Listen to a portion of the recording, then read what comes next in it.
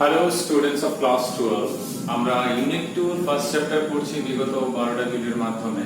তো এটা হচ্ছে 13 ভিডিও।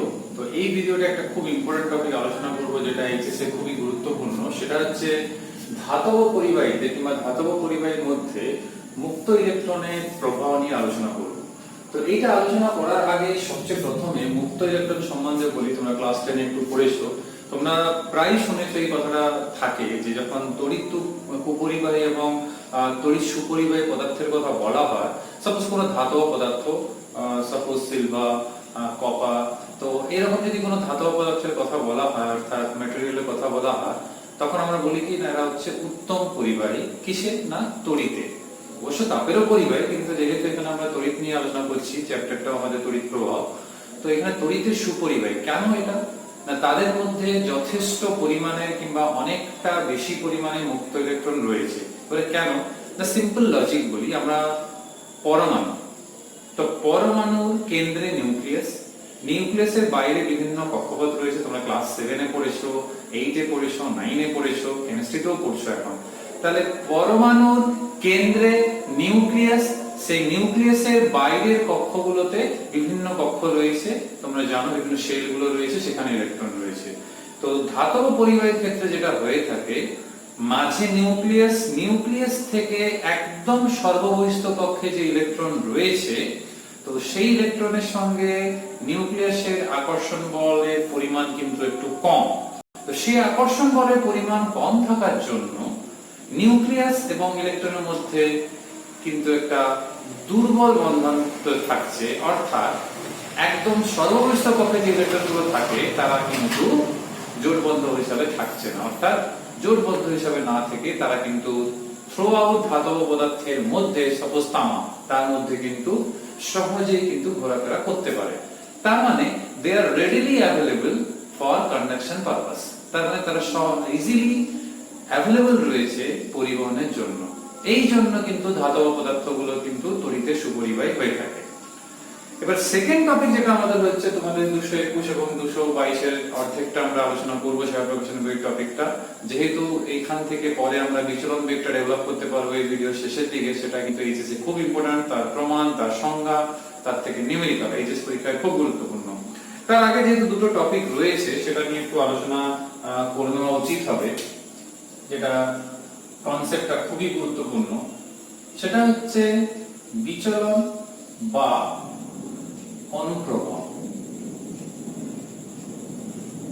এই যে বিচলন বা অনুপ্রবাহ রয়েছে, যেটাকে আমরা ইংলিশে খুব একটা ভালো টার্ম ইউজ করা হয় ড্রিফট, এই কথাটা খুব গুরুত্বপূর্ণ। তো এটা আমি খুব সহজে বোঝাতে পারবো। সাপোজ এই পেন, এটাকে আমি একটা পরিবাহী কল্পনা করলাম। সাপোজ এটা একটা তামার পরিবাহী। তো সিম্পল ভাবে আমি বোঝাচ্ছি। তো এটা যদি একটা তামার পরিবাহী হয়ে থাকে, যদি একটা তড়িৎ কোষ কিংবা সিম্পল ভাবে যদি বলি দুই প্রান্তে যদি একটু বিভব পার্থক্য সৃষ্টি করি, তখন কি ঘটবে? না তোমরা ভালো করেই জানো মুক্ত ইলেকট্রন যথেষ্ট রয়েছে, যেহেতু এটা আমি তামা বলেছি। তো কি হবে? না ইলেকট্রন গুলো নিম্ন বিভব থেকে উচ্চ বিভবের দিকে আকর্ষিত হবে, তো সেই দিকে ছুটে চলে যাবে। তো ইলেকট্রনের প্রবাহ যেদিকে, তার বিপরীত দিকে তড়িৎ প্রবাহটা হয়। সেটা আমি ভিডিওর প্রথমের দিকে আলোচনা করেছি অন্যান্য ভিডিওতে। তো তোমরা জানো, যেটা ক্লাস 10 এও তোমরা পড়েছিলে। তাহলে প্রবাহ মাত্রা হচ্ছে উচ্চ বিভব থেকে নিম্ন বিভবের দিকে, আর ইলেকট্রনের প্রবাহটা হচ্ছে কিন্তু নিম্ন বিভব থেকে উচ্চ বিভবের দিকে। তার মানে আমরা বলতে পারি এই যে নিম্ন বিভব থেকে উচ্চ বিভবের দিকে ইলেকট্রন যাচ্ছে, তো একটা মোটামুটি একটা গড় বেগ নিয়ে, একটা নির্দিষ্ট বেগ, একটা গড় বেগ নিয়ে সে কিন্তু যায়। তার মানে এই বিভব পার্থক্যের সৃষ্টি করার জন্য দুই প্রান্তে ভেতরে থাকা ইলেকট্রন যে নিজের থেকে নিম্ন বিভব থেকে উচ্চ বিভবের দিকে আকর্ষিত হয়ে যাচ্ছে, তার এই যে গতি, এই তড়িৎ ক্ষেত্রের প্রভাবের জন্য যেটা হয়েছে, এই গতিটাকেই বলি, কিংবা এই গতি যে ঘটনা, তাকেই আমরা বলি বিচলন বা অনুপ্রবাহ কিংবা ড্রিফট। আর যে গতিবেগ নিয়ে, যে গড় গতিবেগ নিয়ে ধাতব পরিবাহীর মধ্যে দিয়ে ইলেকট্রনের এই গতিটা হচ্ছে, এই বিচলনটা হচ্ছে, সেই বেগকে আমরা বলে থাকি বিচলন বেগ বা চালনা বেগ বা অনুপ্রবাহ বেগ, ইংলিশে বলা হয় ড্রিফট ভেলোসিটি। তো এটা আমি পরে একটু পরে আলোচনা করব। এর আগে বলি যে একটা ধাতব পদার্থ যদি আমি এটাকে ধরি, তো এর মধ্যে যথেষ্ট মুক্ত ইলেকট্রন রয়েছে, কিন্তু যাদেরকে আমরা তড়িৎ কুপরিবাহী কিংবা অন্তরক পদার্থ বলি, ধরো একটা রাবার, কাগজ, কাঁচ, তো তো তাদের ক্ষেত্রে কি হয় না মুক্ত ইলেকট্রন প্রায় নেই। এর মানে এটা নয় যে ইলেকট্রন নেই, ইলেকট্রন রয়েছে কিন্তু তারা যথেষ্ট বদ্ধ অবস্থায় রয়েছে, তারা অ্যাভেলেবল নয় কন্ডাকশন পারপাসের জন্য। তাই তাদের মধ্য দিয়ে কিন্তু তড়িতের কিন্তু প্রভাব হতে পারে না। তো আশা করি বিচলন ব্যাপারটা বুঝতে পেরেছো। আমি জাস্ট একবার মনে করিয়ে দিই ইন শর্ট যে যখন কোনো ধাতব পরিবাহীকে ধাতব পরিবাহী পদার্থে দুই প্রান্তে আমরা বিভব পার্থক্য সৃষ্টি করবো, সপরিত তড়িৎ প্রসরণ যুক্ত করে দেওয়া হয়, তাহলে ইলেকট্রন যে নিম্ন বিভব থেকে উচ্চ বিভবের দিকে যাচ্ছে তার এই গতিটাকে আমরা ড্রিফট কিংবা অনুপ্রবাহ বলে থাকি। নেক্সট টপিক হচ্ছে তোমাদের, সেটা জাস্ট কনসেপশন ডেভেলপমেন্টের জন্য এটা ক্লাস 10 এ ছিল, সেটা হচ্ছে রোধের উৎপত্তি। রোধের উৎপত্তি যখনই বলা হবে তাহলে রোধের সৃষ্টিটা কিভাবে হচ্ছে পরিবাহীর মধ্যে। আমরা জানি পরিবাহীর ক্ষেত্রে রোধ কম, কিন্তু অন্তরকের ক্ষেত্রে সেটা থিওরিটিক্যালি বলতে গেলে ইনফাইনাইট। তো এবার রোধটা কেন সৃষ্টি হচ্ছে, তো এটাকে যদি খুব সহজে যদি বলা হয়, এটাই যদি আমি পরিবাহী যেহেতু ধরেছিলাম একটু আগে, তো এটা যদি পরিবাহী হয় তো বিচলন কাদের হচ্ছে না, বিচলন হচ্ছে মুক্ত ইলেকট্রনের হচ্ছে। কিন্তু পরিবাহীর মধ্যে আর কি কি আছে না, পরিবাহীর মধ্যে যদি আমরা ভাবি সেখানে কি কি রয়েছে, পরমাণু রয়েছে, আর রয়েছে কি আয়ন রয়েছে। তো এই পরমাণু রয়েছে আর ভারী আয়ন রয়েছে, অর্থাৎ পরমাণু যথেষ্ট ভারী আর কি আয়ন রয়েছে। তাহলে বিচলন ঘটছে ইলেকট্রনের, তারা ভরেও অনেক কম এবং সহজে নিম্ন বিভব থেকে উচ্চ বিভব দিকে আকৃষ্ট হয়ে চলে যাচ্ছে। কিন্তু এই ভারী পরমাণু কিংবা আয়নের কথা যদি ভাবা হয়, তাদের কিন্তু কোন রকম বিচলন গতি হচ্ছে না। তারা কি করছে না, তাদের যে সাম্য অবস্থান, যদি এটাই সাম্য অবস্থান হয়, সেই সাম্য অবস্থানের সাপেক্ষে কি হয়, শুধু কম্পন গতি থাকে তাদের, অর্থাৎ সেখানে শুধু কাঁপতে থাকে, অর্থাৎ জাস্ট এরকম কাঁপতে থাকে, সেখান থেকে সরে যেতে পারে না, কিন্তু সেখানেই শুধু কাঁপতে থাকে। তাহলে এবার সমস্যাটা কি হচ্ছে দেখো, এরকম কম্পন হচ্ছে ভারী আয়ন কিংবা পরমাণু, কিন্তু মুক্ত ইলেকট্রন তাকে তো যেতে হবে, সে তো যাচ্ছে, তার তো বিচলন হচ্ছে। তাহলে মুক্ত ইলেকট্রনের যখন বিচলন হচ্ছে তখন কি ঘটবে না, মুক্ত ইলেকট্রনের বিচলন হওয়ার সময় যেটা ঘটবে সেটা হচ্ছে ইলেকট্রন গুলো যখন যাবে, কিন্তু এদের কম্পনের জন্য পথে তো এরা থাকছে, এদের সঙ্গে কি হচ্ছে, কলিশন হচ্ছে কিংবা সংঘর্ষ হচ্ছে, তার মানে বাধাপ্রাপ্ত হচ্ছে ইলেকট্রনের গতি। তো এই বাধাপ্রাপ্ত তত বেশি হবে যত উষ্ণতা বৃদ্ধি হবে, কারণ যত উষ্ণতা বৃদ্ধি হবে তত ভাইব্রেশন এনার্জিটাও বেশি হবে, অর্থাৎ কম্পনটাও বেশি হবে, তখন কিন্তু আরো বেশি বাধা পাবে। আর whereas যদি উষ্ণতা খুব কম হয়, দেখা গেল 0 কেলভিনের কাছে কিংবা লো টেম্পারেচারে যদি কিছু করা হয়, তখন কি হবে, কম্পনটা কমবে, তাহলে বাধাটা কিন্তু কমবে। আর 0 কেলভিন হলে কি হবে না, এই আয়নগুলো কি ভারী পরমাণুগুলো প্রায় স্থির অবস্থায় চলে আসবে, তখন কিন্তু বাধা প্রায় নেই বললে চলবে, অর্থাৎ রোধ প্র্যাকটিক্যালি জিরো। তখন যেটা তৈরি হয় সিচুয়েশন, যেটা তোমরা জানো, আমরা আগে একটু আলোচনা করেছিলাম এই চ্যাপ্টারের ভিডিওর প্রথমের দিকে, সেটা হচ্ছে অতি পরিবাহিতা, যাকে আমরা বলি সুপার কন্ডাক্টিভিটি, আর সেই পরিবাহীগুলোকে বলি অতি পরিবাহী কিংবা সুপার কন্ডাক্টর। তো সেই ঘটনা যখন দেখা যায় তখন বুঝে নিতে হবে যে সেটা লো টেম্পারেচার ফেনোমেনন, এই কারণেই বলা হয় সেটা নিম্ন উষ্ণতাতেই এই ঘটনাটা ঘটে, কারণ তখন এই ভাইব্রেশনটা খুব কম হয়, কম্পনটা, সেই জন্য ইলেকট্রন কিন্তু বাধাপ্রাপ্ত হয় না, তার বিচলনটা খুব সহজেই হতে পারে। কিন্তু whereas নরমাল টেম্পারেচারে কিংবা হাই টেম্পারেচারে দেখবে ওই জন্য পরিবাহীর রোধ কিন্তু বৃদ্ধি পেতে থাকে উষ্ণতা বৃদ্ধির সঙ্গে সঙ্গে, কারণ বাধা সে বেশি প্রাপ্ত হয়, বাধা বেশি প্রাপ্ত হয়। কেন প্রাপ্ত হয় না, তাকে সেই পথ বরাবর যেতে হবে, যেটা একটু আগে বললাম, এই ভারী পরমাণু এবং আয়ন সেই বাধাটা কিন্তু সৃষ্টি করে। এবার আমরা চলে আসবো যে ধাতু যেরকম তড়িৎ পরিবহন করে, যেটা সহজে তড়িৎ পরিবহন করে, এগুলো বাদে কিছু রয়েছে পদার্থ, যেরকম ধরো অর্ধপরিবাহী, তারাও তড়িৎ পরিবহন করে।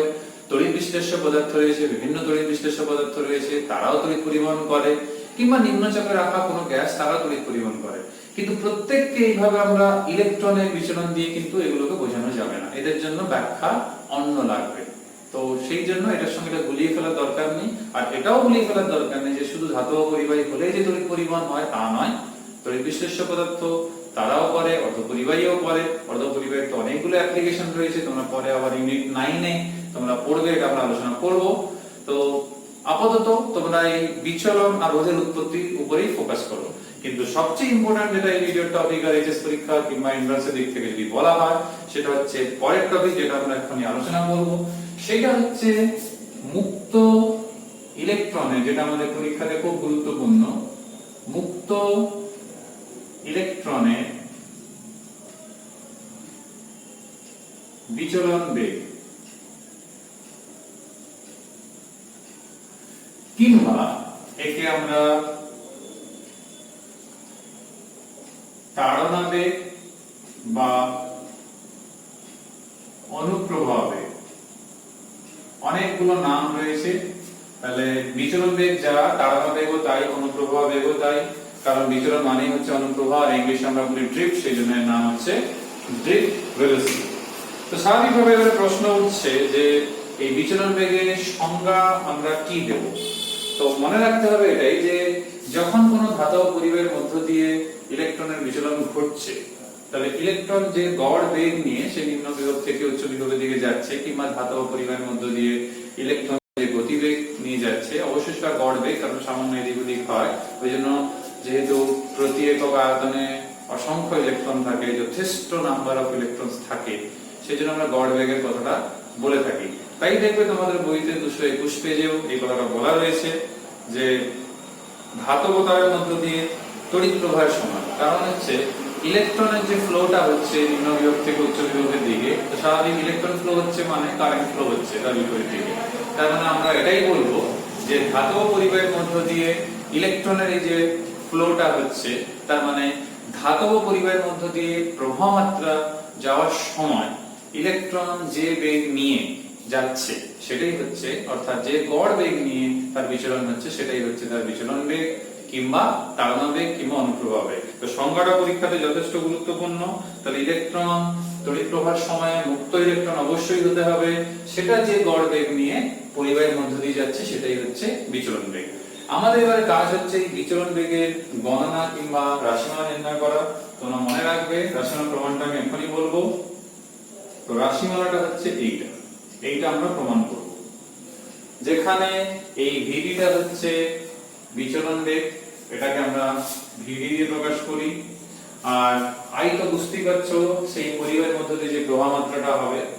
আর সাপোজ ধরো এটা যদি একটা পরিবাহী ধরি, আর যদি ইলেকট্রন এরকম গতিশীল হয় এদিকে, তো স্বাভাবিকভাবে এই বরাবর হবে প্রবাহ মাত্রা।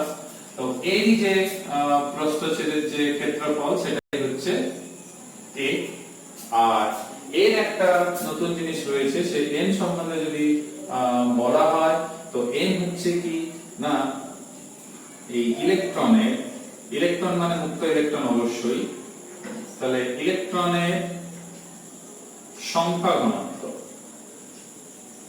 এবার সংখ্যা ঘনত্ব মানে কি না, একে আমরা বলি নাম্বার ডেনসিটি। এর মানে হচ্ছে সংখ্যা ঘনত্ব মানে হচ্ছে প্রতি একক আয়তনে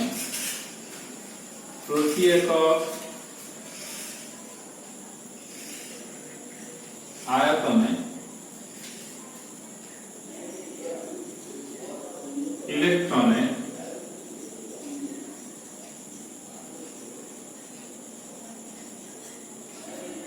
প্রতি একক আয়তনে ইলেকট্রনের সংখ্যা। তার মানে এই যে ইলেকট্রনের সংখ্যা ঘনত্ব মানে হচ্ছে প্রতি একক আয়তনে ইলেকট্রনের সংখ্যা। তো এইখানে বুঝতে পারছো একক আয়তনে যে পরিমাণ ইলেকট্রন আছে সেটাই হচ্ছে ইলেকট্রনের সংখ্যা ঘনত্ব কিংবা নাম্বার ডেনসিটি। তো আমরা এখন এই রাশিমালাটা বের করব। তো এইখানে একটু জিনিস ভেবে নাও যে ভিডিটা কি না তাড়না বেগ কি অনুপ্রবাহ বেগ, যাই হোক সেটা তো বেগ। আর বেগের থেকে মনে করে দেখো ক্লাস 9 এ এবং ক্লাস 11 এ তোমরা যখন বেগ সম্বন্ধে পড়েছিলে তখন মনে করে দেখো বেগ হচ্ছে অতিক্রান্ত দূরত্বের সমান যখন সময় হচ্ছে একক। তার মানে একক সময় যতটা দূরত্ব অতিক্রম করছে কোনো কণা সেটাই হচ্ছে তার বেগ। তো এটাকে যদি এইখানে প্রয়োগ করি আমরা, সাপোজ একক সময় ইলেকট্রন যদি আমি ধরি কতগুলো ইলেকট্রন গেছে সেটা তো অবশ্যই একটা ভাবার ব্যাপার। তার আগে একক সময় কতগুলো ইলেকট্রন গেছে সেটা আমরা নাম্বার ডেনসিটি কিন্তু ভাববই, কিন্তু সেই ইলেকট্রনগুলি কতটা জায়গা জুড়ে থাকবে একটা পরিবাহী, মানে তাকে আমি চৌম্বকাকার ধরতে পারি, তাকে তার গোলক করতে পারবো না। তাহলে একক সময় যতগুলো ইলেকট্রন যাচ্ছে তারা কোথায় থাকবে না, তারা ভি দৈর্ঘ্যে, ভি মানে আমাদের ক্ষেত্রে সেটা আছে কিন্তু ভিডি, যেহেতু অনুপ্রবাহকে আমরা ভি না ভিডি ধরেছি, ডি ফর ড্রিফট। তাহলে তারা এই ভিডি দৈর্ঘ্য, যদি আমি এটাকেই ধরি ভিডি দৈর্ঘ্য, তারা তাহলে ভিডি দৈর্ঘ্যের একটা চোঙের মধ্যে থাকবে ইলেকট্রনগুলো, যেটা আমি এখানে বললাম একক সময় হলে x v। তারা যে চোঙটা নেব পুরো যদি লম্বাটা পরিবাহী তার হয়, তো তার মধ্যে এই চোঙটার মধ্যে কিন্তু একক সময় যতগুলো ইলেকট্রন যাচ্ছে তারা এর মধ্যে কিন্তু আবদ্ধ থাকলো। তার মানে এই চোঙের আয়তনটা আমরা বের করতে পারবো। তো চোঙের আয়তনটা কত হবে, অর্থাৎ এই চোঙের আয়তন সমান কত হবে, যেহেতু প্রস্থচ্ছেদের ক্ষেত্রফল হচ্ছে a, তাহলে আয়তন হবে a * vd, অর্থাৎ a * উচ্চতা কিংবা দৈর্ঘ্য, এই ক্ষেত্রে পাওয়া যাচ্ছে vd। এইবারে আমরা বের করতে পারবো ইলেকট্রনের সংখ্যা কোথায়, না অবশ্যই চোঙের মধ্যে।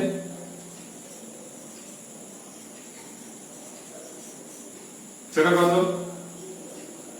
না NaVd। n কেন গুণ করলাম না, একক আয়তনে ইলেকট্রনের সংখ্যা হচ্ছে a * vd, যেহেতু আমরা একক আয়তনে ইলেকট্রনের সংখ্যা n ধরেছি, তাহলে একক আয়তনে যদি ইলেকট্রনের সংখ্যা n হয় তাহলে avd আয়তনে কত হবে ঐদিক নিয়ম, তাহলে একক আয়তনে ইলেকট্রনের সংখ্যা হচ্ছে n, avd আয়তনে ইলেকট্রনের সংখ্যা হবে n * a * vd। এরপর যদি আমি প্রবাহ মাত্রার কথায় আসি, এটাকে যদি আমি q ধরি টোটাল ইলেকট্রনের সংখ্যাকে, তো স্বাভাবিকভাবে সেটা কত হবে না q * e, কারণ এক একটা ইলেকট্রনের আধান হচ্ছে e, আর e এর মান মানে তোমরা বুঝতেই পারছো, SI তে হবে এইটা আর CGS এ হবে এইটা। তার মানে আমরা এখান থেকে লিখতে পারি NaE * vd। তাহলে এখান থেকে কত আসবে না vd আসবে I/NA।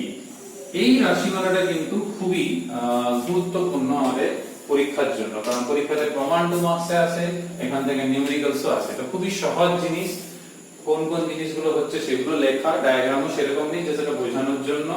এখান থেকে ইলেকট্রনের গতি বুঝতেই পারছো, তার বিপরীত দিকে প্রবাহ মাত্রা থাকবে। প্রথমে চোঙটার কনসেপশনটা আনবে, সেখান থেকে চোঙের আয়তন, সেখান থেকে ইলেকট্রনের সংখ্যা, সেখান থেকে প্রবাহ মাত্রা, সেখান থেকে তাড়নাবেগ কিংবা অনুপ্রবাহ বেগের রাশিমালা। তো এই এক্সপ্রেশন থেকে বুঝতেই পারছো যে বেগের মানটা প্রবাহ মাত্রার উপর পরিবাহীর মধ্যে কতটা প্রবাহ মাত্রা যাচ্ছে তার সঙ্গে সমানুপাতিক থাকছে, আর বাকি সব যে রাশি ই তো এমনিও ধ্রুবক, ইলেকট্রনের যে সংখ্যা ঘনত্ব তার সঙ্গে ব্যস্তানুপাতিক থাকছে, এবং ক্ষেত্রফল বুঝতেই পারছো যত বেশি ক্ষেত্রফল হবে তত বেগের মান কমে যাবে, যেরকম সরু পাইপ এবং মোটা পাইপের মধ্যে জল যাওয়ার সময় গতিবেগের ভ্যারিয়েশন হয়। তো এটা রয়েছে তোমাদের বইতে 222 পেজের ইনিশিয়াল স্টেজে রয়েছে। তো এইখান থেকে একটা নতুন রাশি একটা সম্বন্ধে জানবো, ভৌত রাশি, সেটা হচ্ছে স্মল j, কিছু জায়গাতে ক্যাপিটাল j দিয়েও লেখা রয়েছে। তো এইটা হচ্ছে তড়িৎ প্রবাহ ঘনত্ব, একে আমরা ইংলিশে বলি কারেন্ট ডেনসিটি। তো কারেন্ট কিংবা প্রবাহ মাত্রা, যেটা তড়িৎ প্রবাহ মাত্রা, সেটা কিন্তু স্কেলার রাশি, তোমরা জানো মান ইউ থাকলেও, কারণ স্কেলার মানে স্কেলার এই কারণে, তার কারণ হচ্ছে ভেক্টরের যে অ্যালজেব্রা ভেক্টরের যে যোগ বিয়োগ নিয়ম সেটা কিন্তু সে মেনে চলে না, তাই চাপের মতো এও কিন্তু স্কেলার রাশি। whereas এই কারেন্ট ডেনসিটি কিংবা তড়িৎ প্রবাহ ঘনত্ব, যেটা ডেফিনিশন হচ্ছে প্রতি একক ক্ষেত্রফলের মধ্য দিয়ে যে পরিমাণ প্রবাহ মাত্রা যায়, এটা কিন্তু ভেক্টর রাশি। তো j = I/A, তোমরা এখান থেকে মাত্রা বের করে নিতে পারো I/A, তাহলে I এর তো থাকছে অ্যাম্পিয়ার, আর এখান থেকে যেটা a সেটা হচ্ছে L², সেটা মাত্রা বের করা যেতে পারে, এককও বের করতে পারো, যেরকম SI তে এটা। তো একে আমরা গণবিদ্যা দিয়ে যদি লিখি তাহলে এটা দাঁড়াবে J * dA, যেখানে এই a লিখছি মানে এটা হচ্ছে ক্ষেত্র সমাকল। তো dA লিখছি, কিছু বইতে ds ও লেখা রয়েছে, কিন্তু সারা বইতে এরিয়াকে ক্যাপিটাল A ধরা, ওই জন্য dA লিখলাম। তাহলে J ডিএসও লেখা যাবে, কোনো অসুবিধা কিন্তু নেই। তো এইটা যে লেখা হচ্ছে কখন না, যখন ধরো একটা পুরো ক্ষেত্র রয়েছে সেখানে একটা ডিএস ক্ষেত্রফল কি ডি এর ক্ষেত্রফলের মধ্য দিয়ে কত পরিমাণ প্রবাহ মাত্রা যাচ্ছে, তো জে এর মান জানা থাকলে সেখান থেকে ডিএস সেখান থেকে সমাকলন করলেই কিন্তু আইটা প্রবাহ মাত্রা বেরিয়ে যাবে। তো তড়িৎ প্রবাহ ঘনত্ব কিন্তু ভেক্টর মনে রাখবে, কিন্তু আই হচ্ছে স্কেলার। তো এটা একটু মনে রাখবে। আর লাস্ট যে টপিকটা সেটা হচ্ছে একটা ছোট্ট জিনিস 1 মার্কস থেকে লাগতে পারে, সেটা হচ্ছে তড়িৎ প্রবাহের বেগ এবং এই বিচলন বেগ। অর্থাৎ আমি এই দুটো জিনিসের কথা বলছি, তড়িৎ প্রবাহের বেগ, আরেকটা হচ্ছে যেটা আমরা আলোচনা করছি অনেকক্ষণ ধরে, যে তড়িৎ প্রবাহের বেগ আর বিচলন বেগের মধ্যে কিছু রিলেশন কিংবা কোনো কাছাকাছি ভ্যালু কিছু ব্যাপার আছে কিনা।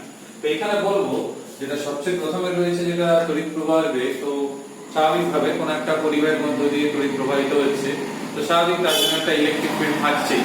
তো সেই ইলেকট্রিক ফিল্ড কিংবা তড়িৎ ক্ষেত্র যে বেগে পরিবাহের মধ্যে সঞ্চালিত হয় সেটাই অ্যাকচুয়ালি হচ্ছে তড়িৎ প্রবাহের বেগ। তোমরা বইতেও দেখবে 222 পেজে ডেফিনেশনটা রয়েছে। তাহলে তড়িৎ ক্ষেত্র যে বেগ নিয়ে পরিবাহের মধ্যে সঞ্চালিত হয় সেই বেগটাই হচ্ছে তড়িৎ প্রবাহের বেগ। তো তোমরা নিশ্চিত লক্ষ্য করে দেখেছো যে আমরা ঘরে কিংবা বিভিন্ন জায়গাতে এক জায়গাতে সুইচ অন করা হচ্ছে, যখন কারেন্ট আসছে কিংবা এমনি অন করা হচ্ছে তখন সব আলাদা একসঙ্গে চলে যাচ্ছে। তো যদি সিরিজ কম্বিনেশন করা থাকে, আর এমনিও দেখবে কারেন্ট চলে গেলে আবার কারেন্ট যাবে সঙ্গে সঙ্গে চলে গেল, তো সেটা কোনো টাইম গ্যাপ থাকেই না এরকম মনে হয়। তাহলে অ্যাকচুয়ালি শূন্য মাধ্যমে আলোর যা বেগ, অর্থাৎ এই 3 × 10⁸ মিটার পার সেকেন্ড, সেই বেগই কিন্তু তড়িৎ প্রবাহের বেগ। তার মানে এটা হাইয়েস্ট বেগ বলতে পারো, কারণ শূন্য মাধ্যমে আলোর বেগ সেটাই হচ্ছে সবচেয়ে বেশি বেগ। কিন্তু যদি আমরা বিচলনের কথা ভাবি, অর্থাৎ বিচলন বেগের যদি কথা ভাবি, তার রাশিমালা তো আমরা দেখেছি। সাপোজ কারো ক্ষেত্রে প্রবাহ মাত্রা 1 এবং প্রস্থচ্ছেদের ক্ষেত্রফল যদি আমি ধরি 1 বর্গ মিলিমিটার স্কয়ার, তাহলে এইখানে মিটার স্কয়ার করলে এরকম আসছে। আর n এর মান একটা তোমাদের বইতে একটা রাফ ভ্যালু দেওয়া রয়েছে, এটা যে থাকবে কোনো মানে নেই, মোটামুটি এই রেঞ্জে থাকে পরিবাহীর মধ্যে। তাহলে প্রতি ঘনমিটারে 5 × 10⁻20, কারণ ইলেকট্রন সংখ্যা ঘনত্ব যথেষ্টই থাকে ধাতব পরিবাহীর মধ্যে, সেই জন্য এরকম ভ্যালু ধরা হয়েছে। তো এরকম ভ্যালু নিয়ে যদি আমরা VD এর ভ্যালু বের করি, তখন এইরকম একটা ভ্যালু আছে, অর্থাৎ 1/80 সেন্টিমিটার পার সেকেন্ড। তোমরা ক্যালকুলেটরে বসিয়ে দেখবে এরকম একটা ভ্যালু আসছে, বইতেও দেখতে পারো। তো এখান থেকে বুঝতে পারছো 1 সেকেন্ডে 80 সেন্টিমিটার কিন্তু বিচলন বেগ একটা, মানে ইলেকট্রনের ক্ষেত্রে একটা পরিবাহীর মধ্যে। এটা জাস্ট এই ভ্যালুগুলোর জন্য। তবে সামান্য 19 হবে, 80 জায়গায় 100 হবে, কিন্তু 1000 তো হবে না।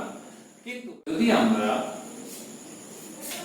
করেও নিই যে এইখানে 3 × 10⁻10 সেন্টিমিটার পার সেকেন্ড, তাহলে এইখান থেকে তোমরা বুঝতে পারছো যে ভ্যালুটা যেটা দাঁড়াচ্ছে সেটা হচ্ছে যে এইখানে 3 × 10⁻⁷ সেন্টিমিটার পার সেকেন্ড। তাহলে এটা কত বেশি আর এইটা কত কম, তোমরা বইতেও দেখতে পারো 222 পেজে রয়েছে। তাহলে এখান থেকে আমরা একটা জিনিস এখানে ভুল বলা হয়ে গেল, সেটা হচ্ছে এখানে 1/80 সেন্টিমিটার পার সেকেন্ড রয়েছে, তার মানে 80 সেকেন্ড সময় 1 সেন্টিমিটার। 80 সেকেন্ড সময় গড়ে 1 সেন্টিমিটার, কারণ এটা তো ভ্যারি করবে। তাহলে 80 সেকেন্ড সময় গড়ে 1 সেন্টিমিটার যেতে পারছে, তার মানে কত বেশি সময় লাগছে এইটুকু দূরত্ব যেতে পরিবাহীর মধ্যে। whereas এইখানে দেখো তোমরা ভ্যালু, সেখানে দেখলেই তোমরা বুঝতে পারবে যে 1 সেকেন্ডে 3 × 10⁻10 সেন্টিমিটার চলে যাচ্ছে। তার মানে তড়িৎ প্রবাহের যে বেগ সেটা অনেক বেশি, তার সাপেক্ষে এই বিচলন বেগ যেটা পরীক্ষার 1 মাসে থাকবে, এদের মধ্যে কোনো কোরিলেশন কিংবা কাছাকাছি ভ্যালু থাকা সেটা কিন্তু কোনোভাবেই নেই সম্ভাবনা। তড়িৎ প্রবাহের বেগ যথেষ্ট বেশি, তার সাপেক্ষে কিন্তু বিচলন বেগের মান কিন্তু কম। আমি কারেকশনটা আবার বলে দিই, 1/80 ছিল, আমি লিখলাম কিন্তু আমার মনে হলো যে 80 সেন্টিমিটার পার সেকেন্ড লিখেছি, কিন্তু অ্যাকচুয়ালি সেটা 1/80, তো এই জন্য 80 সেকেন্ডে 1 সেন্টিমিটার যাবে। তাহলে এইখান থেকে বোঝা যাচ্ছে এই ভ্যালুটা কত কম। ঠিক ওই রকমই যখন কোন একটা মাধ্যমের মধ্যে যখন একটা তরঙ্গ বিস্তার লাভ করে তখন দেখবে তরঙ্গের বেগ যথেষ্ট বেশি থাকে, কিন্তু সেই মাধ্যমের যে কণাগুলো থাকে তার বেগ কিন্তু খুবই কম হয়, নগণ্য হয়। সেটা যেরকম কেস এই ক্ষেত্রেও সেরকম, যে তড়িৎ প্রবাহের বেগ যথেষ্ট, যে তড়িৎটা প্রবাহিত হচ্ছে, কিন্তু ইলেকট্রনের যে বিচলন বেগ সেই পরিবেশের মধ্যে তার ভ্যালু কিন্তু তার সাপেক্ষে অনেকটাই কম। তো এখানেই আলোচনা শেষ করছি। এর পরের ভিডিওতে আমরা এই চ্যাপ্টারের থিওরি শেষ করব, সেটা খুবই আরো বেশি ইম্পর্টেন্ট, এর মতোই এর থেকেও বেশি। সেটা হচ্ছে এই মুক্ত ইলেকট্রনের সচলতা, সেখান থেকে ওহমের সূত্র প্রতিষ্ঠা তার ভেক্টর রূপে হলে এই চ্যাপ্টারটা শেষ হয়ে যাবে। এইচএসসি সেটা খুবই গুরুত্বপূর্ণ, সেখান থেকে নিউমেরিক্যাল থিওরি দুটোই রয়েছে।